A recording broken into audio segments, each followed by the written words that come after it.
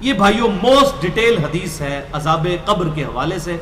میں اسے word by word پڑھوں گا اوریجنل کتاب سے. سنن ابی داؤد میں 4753 ہے. مسند امام احمد میں جلد 4 صفحہ 287 پر 18557 ہے. اور المستدرک للحاکم میں 107 نمبر حدیث ہے. مشکات میں 1630 نمبر ہے. اچھا یہ ابو داؤد کی جو اس کی روایت ہے اور مسند احمد کی، اس میں آمش مدلس ہے اور ان سے روایت کر رہا ہے. لیکن جو المستدرک للحاکم کی روایت ہے اس میں امام آمش نے اپنی سماع کی تصریح کی ہے اور انہوں نے کہا کہ میں نے حدیث سنی ہے. ان سے روایت نہیں کی بلکہ انہوں نے حدثنا سے کی ہے. المستدرک للحاکم 107 نمبر حدیث میں وہ پڑھنے لگا ہوں ورڈ بائی ورڈ تاکہ اس کا سوز و گداز جو ہے وہ قائم رہے. برا بن عازب رضی اللہ تعالیٰ عنہ بیان کرتے ہیں کہ ہم رسول اللہ صلی اللہ علیہ وسلم کی مائیت میں ایک انصاری شخص کے جنازے میں شریک ہوئے. ہم قبر تک پہنچ گئے، ابھی اس کی لحد تیار نہیں ہوئی تھی کہ رسول اللہ صلی اللہ علیہ وسلم ہمارے پاس بیٹھ گئے. ہم بھی آپ صلی اللہ علیہ وسلم کے گرد بیٹھ گئے، اس حال میں گویا ہمارے سروں پر پرندے ہیں، یعنی فل اٹینٹو ہو کر آپ صلی اللہ علیہ وسلم کے ساتھ ہم بیٹھ گئے. آپ کے مبارک ہاتھوں میں ایک لکڑی تھی جس سے آپ زمین کورید رہے تھے. آپ صلی اللہ علیہ وسلم نے سر مبارک اوپر اٹھایا اور فرمایا عذاب قبر سے اللہ کی پناہ طلب کیا کرو. آپ نے 3 بار یہ بات ارشاد فرمائی. پھر آپ صلی اللہ علیہ وسلم نے ارشاد فرمایا بندہ مومن جب دنیا سے رابطہ توڑ کر آخرت کی طرف متوجہ ہوتا ہے، یعنی جب اس کی موت کا وقت آتا ہے، تو سورج کی طرح چمکتے دمکتے سفید چہروں والے فرشتے جنتی خوشبودار جنتی کفن لے کر اس کے پاس آتے ہیں، حتیٰ کہ وہ حد نظر تک اس کے سامنے بیٹھ جاتے ہیں. پھر ملک الموت تشریف لاتے ہیں حتیٰ کہ وہ اس کے سر کے پاس بیٹھ جاتے ہیں. اچھا قرآن میں بھی ملک الموت کا نام آیا ہے، سورہ سجدہ کے اندر، احادیث کے اندر بھی. البتہ تورات میں اس کا نام اسرائیل بھی آیا ہے، اور ہمارے اہل سنت کے جو اولین مفسرین ہیں امام طبری رحمہ اللہ المتوفی 310 ہجری، انہوں نے بھی یہ ورڈ استعمال کیا ہے. لہٰذا موت کے فرشتے کو اسرائیل کہنا بھی جائز ہے ہمارے سلف کے ہاں، کیونکہ آج کل بعض لوگ کہتے ہیں اسرائیل نہیں ملک الموت ہی کہنا چاہیے. اسرائیل کا لفظ بھی ثابت ہے. پھر ملک الموت تشریف لاتے ہیں حتیٰ کہ وہ اس کے سر کے پاس بیٹھ کر کہتے ہیں پاکیزہ روح اللہ کی مغفرت اور اس کی رضامندی کی طرف چل. وہ روح ایسے نکلتی ہے جیسے مشکیزے سے پانی کا قطرہ، بالکل غیر محسوس طریقے سے اس کی روح نکال لی جاتی ہے.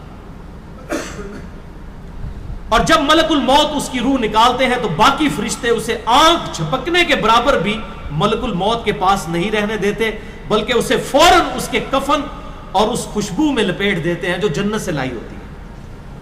پھر اس کی روح کو لے کر بلند ہوتے ہیں اور فرشتوں کی جس جماعت کے پاس سے وہ گزرتے ہیں تو فرشتے پوچھتے ہیں کہ یہ کیسی خوشبو ہے، تو وہ اس کے دنیا کے ناموں میں سے بہترین نام لے کر بتاتے ہیں کہ یہ فلاں بن فلاں کی روح ہے، حتیٰ کہ وہ اسے آسمان دنیا تک لے پہنچتے ہیں اور اس کے لیے دروازے کھولنے کی اجازت طلب کرتے ہیں. تو جنت کے جو آسمانوں کے دروازے ہیں اس کے لیے کھول دیے جاتے ہیں. پھر ہر آسمان کے مقرب فرشتے اگلے آسمان تک اسے پروٹوکول دیتے ہوئے اس روح کے ساتھ جاتے ہیں، حتیٰ کہ اسے 7ویں آسمان تک پہنچا دیا جاتا ہے. تو اللہ تعالیٰ فرماتا ہے میرے بندے کا نامہ اعمال علیین میں لکھ دو، جو سورۃ المطففین میں آیا ہے. علیین اور سجین یہ 2 مقامات ہیں. ایمان والوں کی روحیں جو ہیں علیین میں ان کا نامہ اعمال لکھا جاتا ہے، اور جو منافقین ہیں مجرم ہیں سجین میں لکھا جاتا ہے. سورۃ المطففین سورت نمبر 83 ہے، پارہ نمبر 30 کے اندر. اور اسے واپس دنیا کی طرف لے جاؤ کیونکہ میں نے انہیں اسی دنیا سے پیدا کیا اور اسی میں انہیں لوٹاؤں گا اور پھر دوبارہ اسی سے نکالوں گا. پھر اس کی روح اس کے جسم کی طرف لوٹا دی جاتی ہے. لیکن یہ لوٹنا دنیا کا سا لوٹنا نہیں ہوگا، یعنی وہ لوٹنے کے بعد یہ نہیں ہے کہ مردہ قبر میں کوئی بیٹھ جائے گا ہمیں نظر آئے گا.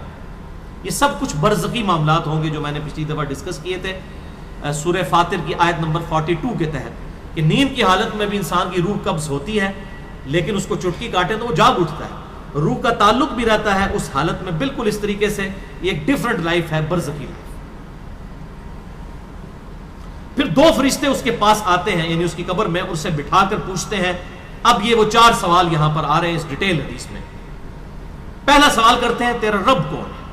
من ربک کا. وہ کہتا ہے ربی اللہ، میرا رب اللہ ہے. دوسرا سوال پوچھتے ہیں تیرا دین کیا ہے؟ ما دینو کا، تیرا دین کیا ہے؟ تو وہ کہتا ہے میرا دین اسلام ہے. پھر پوچھتے ہیں کہ وہ آدمی جو تم میں مبعوث کیے گئے وہ کون ہے؟ اب یہاں پر وہ ڈیٹیل آئی، الذی بعث فیکم، وہ شخص جو تم میں مبعوث کیا گیا تھا وہ کون تھا؟ تو یہ جو کہتے ہیں نا قبر میں آپ صلی اللہ علیہ وسلم آ جاتے ہیں، تو کہ کسی حدیث میں بھی نہیں ہے. اس میں ڈیٹیل آ گئی کہ اس سے پوچھا جاتا ہے جو شخص تم میں پیغمبر بنا کر بھیجا گیا وہ کون تھا؟ تو وہ کہتا ہے ہوا محمد رسول اللہ، وہ اللہ کے رسول محمد صلی اللہ علیہ وسلم. مسئلہ حاضر و ناظر میرا ریکارڈ ہے، مسئلہ نمبر 7، جس میں نے یہ تمام شبہات کلیئر کیے ہیں. یہ 3 سوالوں کے بعد اچھا جامعہ ترمذی میں ایک حدیث ہے 3120، اس میں الفاظ ہیں کہ وہ پوچھتے ہیں من نبیو کا، تیرا نبی کون ہے؟ اس میں تو ہے نا کہ اس شخص کے بارے میں تیرا کیا عقیدہ ہے، اس میں من نبیو کا الفاظ ہیں. جامعہ ترمذی 3120. اچھا اللہ کا شکر ہے کہ یہ نہیں پوچھتے تیرا فرقہ کون سا ہے، تو کس امام کی تقلید کرتا تھا، کیڑی مسیدی تو نماز پڑھتا سا ہے. دیکھ لیں کوئی چیز نہیں. تیرا رب کون ہے، تیرا دین اور نبی صلی اللہ علیہ وسلم. تو دنیا میں بھی ہم یہی کہتے ہیں اللہ رسول قرآن، یہی بات ہے. تو قبر کے اندر جا کر بھی یہی سوال ہے. اب وہ جب 3 سوالوں کے جواب دیتا ہے تو فرشتے 4تھا سوال اس سے پوچھتے ہیں، جو میں نے قبر کا 4تھا سوال، مسئلہ نمبر 78. تمہیں کیسے پتا چلا، ان 3 سوالوں کے جواب تمہیں کیسے آئے؟ وہ کہتا ہے میں نے اللہ کی کتاب پڑھی تھی، میں اس کتاب پر ایمان لایا اور میں نے اس کے حق ہونے کی تصدیق کی. اللہ کی کتاب پڑھی ہوگی تو تصدیق کرے گا نا. اگر سنا کے سنی ہوگا تو کیا تصدیق کرے گا؟ ہاں پڑھا کے سنی ہوگا تو تصدیق کر دے گا. پھر آسمان سے آواز آتی ہے میرے بندے نے سچ کہا، اس کے لیے جنتی بچھونا بچھا دو، اسے جنتی لباس پہنا دو اور اس کے لیے جنت کی طرف دروازہ کھول دو. قبر کے اندر ہی جنت کی طرف دروازہ کھول دو. یعنی آپ سمجھ لیں جس طرح یہ اب ٹچ سکرین موبائل رکھ کے اور جناب لیپ ٹاپ رکھ کے سامنے لوگ بیٹھے ہوتے ہیں نا، تو ایک دوسری دنیا میں چلے جاتے ہیں. تو جنت کا فزیکلی دروازہ کھول دیا جائے گا، اس کو جنت کی ہوائیں بھی، خوشبو بھی آئے گی اور انتظار وہ کرے گا. وہاں اسے ہوا کے جھونکے اور خوشبو بھی آتی ہوگی اور حد نظر تک اس کی قبر کو کشادہ کر دیا جائے گا. خوبصورت چہرے، خوبصورت لباس اور بہترین خوشبو والا ایک شخص اس کے پاس قبر میں آئے گا اور کہے گا اس چیز سے خوش ہو جا جو چیز تجھے خوش کر دے، یہ وہ دن ہے جس کا تجھ سے وعدہ کیا جاتا تھا. وہ شخص پوچھے گا کہ اے شخص تو کون ہے، تیرا چہرہ بھلائی لانے والا چہرہ ہے. وہ جواب دے گا میں تیرا عمل صالح ہوں. یعنی نیک عمال ایک خوبصورت انسان کی شکل میں اس کی قبر میں آ جائے گا. تو پھر وہ شخص کہے گا اے اللہ، اے میرے رب، جلدی کر، فوراً قیامت قائم فرما دے حتیٰ کہ میں اپنے اہل و عیال کی طرف چلا جاؤں. یعنی مومن کہے گا اللہ جلدی جلدی قیامت آئے، مجھے تو اینڈ رزلٹ نظر آ رہا ہے، مجھ سے انتظار نہیں ہوتا، فوراً قیامت آ جائے. ابھی سائملٹینیس کنٹراسٹ آنے والا ہے اس کا. جب کافر اور مجرم شخص دنیا سے جاتا ہے تو آپ صلی اللہ علیہ وسلم نے فرمایا سیاہ چہروں والے فرشتے بالوں سے بنا ہوا ایک کمبل لے کر آسمان سے نازل ہوتے ہیں اور حد نظر فاصلے تک اس کے سامنے بیٹھ جاتے ہیں. پھر ملک الموت، موت کا فرشتہ آتا ہے حتیٰ کہ اس کے سر کے پاس بیٹھ جاتا ہے اور کہتا ہے خبیث روح اللہ کی ناراضگی کی طرف چل. وہ روح اس کے جسم میں پھیل جاتی ہے تو وہ ملک الموت اس طرح اسے کھینچتا ہے جیسے لوہے کی سلاخ کو گیلے اون میں سے کھینچا جاتا ہے چھس کر کے. گرم سلاخ جو ہے وہ اونی کپڑے کے اندر، گیلے کے اندر ڈال کے یوں کھینچی جائے نا تو اس طرح اس کے پورے جسم سے اس کی روح نکالی جاتی ہے. بولے اعوذ باللہ تعالی. پھر ملک الموت سے باقی فرشتے اس کی روح کو لے کر پلک جھپکنے کے برابر بھی وہاں نہیں رہنے دیتے حتیٰ کہ وہ اسے بالوں سے بنے ہوئے کمبل میں لپیٹ لیتے ہیں اور اس سے زمین کے مردار سے نکلنے والی انتہائی بری بدبو نکلتی ہے. وہ اسے لے کر اوپر چڑھتے ہیں تو وہ فرشتوں کی جس جماعت کے پاس سے گزرتے ہیں تو فرشتوں کی جماعتیں کہتی ہیں کیسی خبیث روح ہے. وہ کہتے ہیں یہ فلاں بن فلاں کی روح ہے اور وہ اس کی دنیا کا انتہائی کبھی نام لے کر بتاتے ہیں حتیٰ کہ اسے آسمانی دنیا تک لے جایا جاتا ہے. اس کے لیے دروازے کھولنے کے لیے درخواست کی جاتی ہے تو آسمان کے دروازے اس کے لیے نہیں کھولے جاتے. پھر رسول اللہ صلی اللہ علیہ وسلم نے سورۃ الاعراف کی آیت پڑھی کہ ان کے لیے آسمانوں کے دروازے نہیں کھولے جائیں گے، وہ جنت میں داخل بھی نہیں ہوں گے حتیٰ کہ اونٹ سوئی کے سوراخ سے گزر جائیں۔ یہ سورۃ الاعراف کی آیت آپ صلی اللہ علیہ وسلم نے پڑھی۔ پھر آپ صلی اللہ علیہ وسلم نے فرمایا کہ اللہ تعالیٰ فرماتا ہے اس کی کتاب کو سب سے نچلی زمین میں سجین میں لکھ دو، پھر اس کی روح کو شدت کے ساتھ پٹ کھا جاتا ہے۔ پھر آپ صلی اللہ علیہ وسلم نے یہ آیت تلاوت فرمائی سورہ الحج کی، جو شخص اللہ کے ساتھ شرک کرتا ہے گویا وہ آسمان سے گر پڑا تو اب پرندے اسے اچک کر لے جائیں یا کسی دور جگہ پر پھینک دیں۔ پھر اس کی روح اس کے جسم میں لوٹا دی جاتی ہے اور دو فرشتے اس کے پاس آ کر اس سے پوچھتے ہیں تیرا رب کون ہے؟ اب اس سے بھی سوال ہوتا ہے۔ وہ حیرت زدہ ہو کر کہتا ہے ہائے افسوس، ہائے افسوس، میں نہیں جانتا، میں نہیں جانتا۔ پھر پوچھتے ہیں تیرا دین کیا ہے؟ وہ پھر حیرت زدہ ہو کر کہتا ہے ہائے افسوس، ہائے افسوس، میں نہیں جانتا، میں نہیں جانتا۔ پھر اس سے پوچھتے ہیں کہ جو شخص تم میں مبعوث کیے گئے وہ کون تھے؟ تو وہ کہتا ہے ہائے افسوس، میں نہیں جانتا، میں نہیں جانتا۔ پھر آسمان سے آواز آتی ہے اس نے جھوٹ بولا، اس کے لیے جہنم کا بچھونا بچھا دو۔ اور بخاری میں الفاظ ہیں 1374۔ اس کے جواب میں فرشتے پھر اس سے چوتھا سوال کیا کرتے ہیں؟ لا دریتا ولا تلیتا، اور تو نے خود پڑھ کر سمجھنے کی کوشش کیوں نہیں کی؟ یا جو لوگ سمجھے ہوئے لوگ تھے، کتاب و سنت کے منہج پر چلنے والے لوگ تھے، ان کے ساتھ تو کیوں نہیں چلا؟ اللہ تعالیٰ فرماتا ہے اس کے لیے جہنمی بچھونا بچھا دو، جہنم کی طرف ایک دروازہ کھول دو، وہاں سے گرمی اور گرم ہوا اس کی قبر میں آتی رہے گی۔ اس کی قبر کو اس قدر تنگ کر دیا جائے گا کہ اس کی پسلیاں ایک دوسرے کے اندر داخل ہو جائیں گی، اور ایک قبیح چہرے والا شخص قبیح لباس میں انتہائی بدبودار حالت میں اس کے پاس آئے گا اور اسے کہے گا تمہیں ایسی چیزوں کی بشارت ہو جو تمہیں غمزدہ کر دیں، یہ تیرا وہ دن ہے جس کا تجھ سے وعدہ تھا۔ وہ پوچھے گا تو کون ہے؟ تیرے چہرے سے تو خیر کی توقع نظر نہیں آتی۔ وہ جواب دے گا میں تیرا خبیث عمل ہوں جو تو دنیا میں کیا کرتا تھا۔ بات عمل کے ساتھ ہی ہے، صرف کلمہ پڑھنا کافی نہیں ہے، عمل۔ پھر وہ کہتا ہے میرے رب قیامت قائم نہ کرنا، اے میرے رب قیامت قائم نہ کرنا۔ مومن کیا کہتا ہے؟ قیامت قائم کر رہا ہے اللہ۔ اب یہ وہ حدیث ہے وہ جس اس آیت کو حل کرتی ہے جو پچھلی دفعہ ایک بھائی نے سوال بھی کیا تھا۔ سورہ یاسین کی آیت نمبر ہے 52۔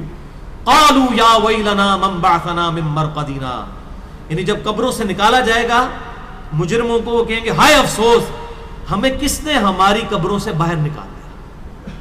تو اللہ تعالیٰ کیا فرمائے گا؟ ھذا ما وعد الرحمن وصدق المرسلون، یہی ہے وہ جس کا وعدہ رحمان نے کیا تھا اور رسولوں نے سچا کہا تھا۔ تو کہتے ہیں جی منکرین عذاب قبر کہتے ہیں جی وہ انسان کیوں کہتے ہیں ہماری قبروں سے کس نے اٹھا لیا، تو اس پہ عذاب تو نہیں ہوتا؟ عذاب تو ہو رہا ہے۔ آپ دیکھیں اس وہ حدیث میں کیا کہہ رہا ہے اللہ قیامت قائم نہ کرنا، یعنی یہ عذاب تو آیا، قیامت آئی تو پھر بڑا عذاب بھی مجھ پر آئے گا۔ تو اسی لیے وہ اس حیرت زدہ ہوگا قیامت والے دن کہ اب میرے اوپر اگلی مصیبت آ گئی، عذاب کی چوتھی اور فائنل قسط بھی میرے پر آنے والی ہے۔ وَلِعَوْذُ بِاللَّهِ تَعَالَى اللہم اجرنا من النار۔ 11ویں حدیث سنن نسائی میں 1834، مشکات میں 1629۔ ابو ہریرہ رضی اللہ تعالیٰ عنہ کہتے ہیں آپ صلی اللہ علیہ وسلم نے فرمایا جب مؤمن شخص کی موت کا وقت آتا ہے تو رحمت کے فرشتے سفید ریشم لے کر آتے ہیں اور کہتے ہیں راضی ہونے والی پسندیدہ روح نکل، اللہ کی راحت اور رزق کی طرف چل، رب تجھ پر ناراض نہیں۔ تو وہ بہترین کستوری کی خوشبو کی طرح نکلتی ہے حتیٰ کہ وہ ایک دوسرے سے اسے لے کر اس طرح کرتے کرتے آسمان کے دروازوں تک پہنچ جاتے ہیں۔ تو وہ کہتے ہیں زمین سے یہ کیسی پاکیزہ خوشبو تمہارے پاس آئی ہے، وہ اسے مومنوں کی روح کے پاس لے جاتے ہیں، یعنی نیک آدمی کی روح کو، جو پہلے مومن مر چکے ہیں ان کی روحوں کے پاس، تو انہیں اس کے آنے پر اس سے بھی زیادہ خوشی ہوتی ہے، یعنی مومن انتظار کر رہے ہوتے ہیں اور ویلکم کرتے ہیں۔ جیسا کہ تم میں سے کسی کو اپنے بچھڑے ہوئے شخص کے ملنے پر خوشی ہوتی ہے، تو وہ آلریڈی جو مردہ روحیں وہاں پر پہنچی ہوتی ہیں، جو مر چکے شخص جو ہوتے ہیں ان کی روحیں، وہ نئی آنے والی روح سے پوچھتے ہیں فلاں کا کیا حال ہے، فلاں کا کیا حال ہے۔ پھر وہ کہتے ہیں اسے چھوڑ دو کیونکہ یہ ابھی ابھی دنیا کے غم میں مبتلا ہو کر یہاں پر آیا ہے۔ تو مرنے والا شخص کہتا ہے کہ تم جس شخص کے بارے میں مجھ سے پوچھ رہے ہو وہ تو فوت ہو چکا ہے، کیا تمہارے پاس نہیں آیا؟ وہ کہتے ہیں اسے تو اس کے ٹھکانے ہاویہ یعنی جہنم میں پہنچا دیا گیا ہے، اور جب کافر شخص کی موت کا وقت آتا ہے تو عذاب کے فرشتے بالوں کا لباس لے کر اس کے پاس آتے ہیں اور اسے کہتے ہیں ناراض ہونے والی ناپسندیدہ روح نکل، اللہ کے عذاب کی طرف چل۔ وہ مردار کی انتہائی بدبو کی صورت میں نکلتی ہے، حتیٰ کہ وہ اسے زمین کے دروازے کے پاس لے آتے ہیں تو وہ کہتے ہیں یہ کتنی بدبودار ہے، حتیٰ کہ اسے کافروں کی روح کے پاس ملا دیا جاتا ہے۔ اب دیکھیں کہ وہ مومن پوچھ رہے ہوتے ہیں، اب میں اس کو ٹرانسلیٹ کر رہا ہوں، برا نہیں منانا، وہ مومن کہتے ہیں کہ فلاں شخص کا کیا حال ہے، فلاں بزرگ، فلاں مولوی صاحب، فلاں حضرت صاحب کدھر ہے؟ وہ کہتے ہیں وہ تو جناب کدوں نہ مار بیٹھے تو آڈے کول نہیں پہنچے، اور پھر فرشتے سے جناب اتنے نہیں آئے جو دوزخ ہی تھے، یہ دیکھ لیں۔ یعنی وہ اسی لیے پوچھ رہے ہوتے ہیں کہ تو چل ہم تک پہنچ گیا، فلاں بھی ایک دنیا میں بڑا کوئی مشہور نیک آدمی تھا، وہ کدھر گیا؟ تبھی تو وہ ایکسپیکٹ کر رہے ہوتے ہیں نا اس کو کہ اس کو بھی یہاں پہ آنا چاہیے، تو ان کو بتایا جاتا ہے کہ بھئی وہ یہاں پر نہیں، وہ کہیں اور پر ہے۔ 12ویں حدیث جامعہ ترمذی میں 1071 نمبر اور مشکات میں 130 نمبر ہے۔ سیدنا ابو ہریرہ کہتے ہیں نبی صلی اللہ علیہ وسلم نے فرمایا جب میت کو دفن کیا جاتا ہے تو 2 سیاہ فام نیلی آنکھوں والے فرشتے اس کے پاس آتے ہیں، ان میں سے ایک کو منکر اور دوسرے کو نکیر کہا جاتا ہے۔ سیاہ فام نیلی آنکھوں والے خطرناک شکل کے فرشتے منکر اور نکیر۔ پس وہ کہتے ہیں تم اس شخص کے بارے میں کیا کہا کرتے تھے، یعنی نبی صلی اللہ علیہ وسلم کے بارے میں سوال ہوتا ہے تو وہ کہتا ہے وہ اللہ کے بندے اور اس کے رسول ہیں، میں گواہی دیتا ہوں کہ اللہ کے سوا کوئی معبود نہیں اور محمد صلی اللہ علیہ وسلم اس کے بندے اور رسول ہیں۔ وہ دونوں فرشتے کہتے ہیں ہمیں پتا تھا تم یہی جواب دو گے۔ پھر اس کی قبر کو لمبائی اور چوڑائی میں 70 ہاتھ کشادہ کر دیا جاتا ہے، یہ 70 کہتے ہیں کثرت، حد نظر تک کشادہ کر دیا جاتا ہے۔ پھر اس کے لیے اس میں روشنی کر دی جاتی ہے، پھر اسے کہا جاتا ہے سو جا، وہ کہتا ہے میں اپنے گھر والوں کے پاس واپس جانا چاہتا ہوں تاکہ انہیں بتاؤں کہ میں کامیاب ہو گیا ہوں، لیکن وہ کہتے ہیں کہ تو دلہن کی طرح سو جا، جسے اس کے گھر کا عزیز ترین فرد ہی آ کر بیدار کرتا ہے، حتیٰ کہ اللہ تعالیٰ اسے اس کی خوابگاہ سے قیامت والے دن بیدار کرے گا، یعنی اسے لٹا دیا جائے گا، پھر اس پہ وہ کیفیت وہ جنت والی طاری رہے گی، پھر الٹیمیٹلی اللہ تعالیٰ اسے دوبارہ سے زندہ کرے گا۔ اور اگر وہ منافق ہوا تو وہ کہے گا میں نے لوگوں کو ایک بات کہتے ہوئے سنا تو میں بھی ویسے ہی کہا کرتا تھا، یعنی مجھے نہیں پتا، اللہ کی وہ گواہی نہیں دے سکے گا، رسول اللہ صلی اللہ علیہ وسلم کا اقرار نہیں کر سکے گا، میں کچھ نہیں جانتا۔ وہ فرشتے کہیں گے ہمیں پتا تھا تم یہی کہو گے، پس زمین سے کہا جاتا ہے اس پر تنگ ہو جا، وہ اس پر تنگ ہو جاتی ہے حتیٰ کہ اس کی ہڈیاں اور پسلیاں ایک طرف کی دوسری طرف آ جاتی ہیں، یوں بولے اعوذ باللہ تعالی، اور اسے مسلسل عذاب ہوتا رہے گا حتیٰ کہ اللہ اسے خوابگاہ سے دوبارہ زندہ کرے گا، یعنی قیامت تک اس پر وہ اس حالت میں عذاب رہے گا، ہمیں نظر نہیں آئے گا۔ جیسے سویا ہوا شخص ایک ڈراؤنا خواب دیکھتا ہے وہ تکلیف محسوس کرتا ہے، پاس کھڑا شخص نہیں محسوس کر سکتا۔ اور سنن دارمی میں ایک حدیث ہے صحیح سند کے ساتھ، مشکات میں 134 نمبر ہے کہ آپ صلی اللہ علیہ وسلم نے فرمایا 99 اژدہے اس پر، 99 جو ہے خطرناک ڈینجرس قسم کے سانپ اس پر مسلط کر دیے جاتے ہیں جو قیامت تک اسے ڈستے رہتے ہیں، اور وہ اتنے خطرناک اژدہے ہیں، آپ صلی اللہ علیہ وسلم نے فرمایا کہ اگر ان میں سے کوئی ایک بھی دنیا پر اپنی پھنکار پھینک دے تو دنیا کی زمین کا بھی سبزہ نہ اگائے، ایسا زہر ہے ان کے اندر۔ وَلِعَاذُ بِاللَّهِ تَعَالَى اللہم اجرنا من النار، اللہم اجرنا من النار۔ یہ بھائیو عذاب قبر کیمرے سے نہیں دیکھا جا سکتا، یہ اللہ تعالیٰ نے پردہ رکھا۔ 13ویں حدیث جامعہ ترمذی میں 2308، سنن ابن ماجہ میں 4267، مشکات میں 132۔ سیدنا عثمان غنی رضی اللہ تعالیٰ عنہ جب بھی کسی قبر کے پاس سے گزرتے تو اتنا روتے کہ ان کی داڑھی تر ہو جایا کرتی۔ ساتھیوں نے پوچھا حضرت جب دوزخ کا ذکر کرتے ہیں اس وقت تو آپ کی آنکھوں میں آنسو نہیں آتے، لیکن قبرستان آ کر آپ پر ایسی حالت کیوں طاری ہو جاتی ہے؟ تو سیدنا عثمان نے فرمایا کہ میں نے اپنے محبوب صلی اللہ علیہ وسلم سے سنا کہ بے شک قبر آخرت کی منزلوں میں سے پہلی منزل ہے، جو اس میں بچ گیا اگلی منزلیں اس کے لیے آسان ہوتی چلی جائیں گی، اور جسے یہاں پر مشکل درپیش ہوئی اس کی اگلی منزلیں اس سے بھی مشکل در مشکل ہوتی چلی جائیں گی۔ پھر آپ صلی اللہ علیہ وسلم نے فرمایا میں نے قبر سے زیادہ سخت اور برا منظر کبھی نہیں دیکھا۔ تو یہ حضرت عثمان غنی رضی اللہ تعالیٰ عنہ کی وہاں پر یہ حالت ہوتی تھی، اور اس میں کیا الفاظ ہے؟ قبر آخرت کی منزلوں میں سے پہلی منزل ہے۔ لہذا یہ پرفیکٹ دعا ہے، اللہم ربنا آتینا فی الدنیا حسنہ وفی الآخرۃ حسنہ وقنا عذاب النار۔ یہ مولویوں نے جو اپنے بیچ میں جو ہے وہ انجینئرنگ کرنے کی کوشش کی ہے، وقنا عذاب القبری، وقنا عذاب الحشری، یہ جو بدعت داخل کی ہے، اس کی ضرورت ہی نہیں ہے، کیونکہ عذاب قبر بھی اس میں داخل ہے۔ اس میں الفاظ آپ نے دیکھ لیے کیا ہے، قبر آخرت کی منزلوں میں سے پہلی منزل ہے، تو وقنا عذاب القبری وقنا عذاب الحشری کہنے کی ضرورت ہی نہیں ہے۔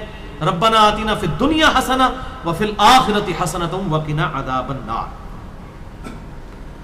تو اس سے یہ بھی بات پتہ چل گئی کہ قبرستان جانے کا مقصد ہے آخرت کی یاد، جو صحیح مسلم میں حدیث ہے 2259 کہ قبروں پہ جایا کرو تاکہ آخرت کی یاد آئے۔ تو سیدنا عثمان بھی دیکھیں قبرستان جا کر وہاں پر آخرت کی یاد کے لیے جایا کرتے تھے، اور یہ حقیقت بات ہے، قبرستان جانے سے ہی انسان کا قبلہ درست ہوتا ہے۔